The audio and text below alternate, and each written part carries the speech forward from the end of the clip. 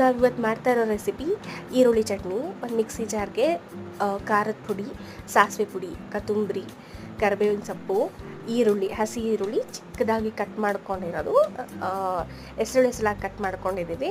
ಅದನ್ನು ಕಟ್ ಮಾಡಿಕೊಂಡು ಒಂದು ಮಿಕ್ಸಿ ಜಾರಿಗೆ ಹಾಕಿ ಚೆನ್ನಾಗಿ ರುಬ್ಕೋಬೇಕು.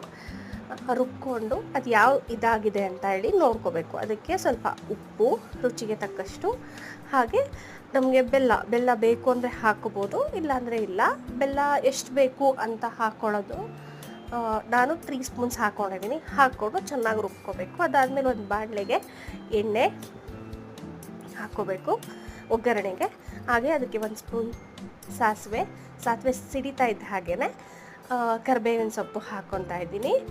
ಅದಾದಮೇಲೆ ಅದಕ್ಕೆ ರುಬ್ಬಿರೋ ಅಂಥ ಚಟ್ನಿನ ಗ್ರೇವಿ ಏನಿದೆಯಲ್ಲ ಅದನ್ನು ಹಾಕಿ ಚೆನ್ನಾಗಿ ಮಿಕ್ಸ್ ಮಾಡಬೇಕು. ಸೊ ನಾನು ಇವಾಗ ಹೇಗೆ ಮಾಡ್ತಾಯಿದ್ದೀನಿ ನೋಡಿ ಒಂದ್ಸಲ. ಸೊ ಇದನ್ನೆಲ್ಲ ಹಾಕಿ ಚೆನ್ನಾಗಿ ಕುದಿಸಿ ಆ ಚಟ್ನಿಗೆ ಒಗ್ಗರಣೆ ಕೊಟ್ಟಿದ್ದು ಅಷ್ಟೇ. ಸೊ ಸಾಸಿವೆ. ಸೊ ಇವಾಗ ಈರುಳ್ಳಿ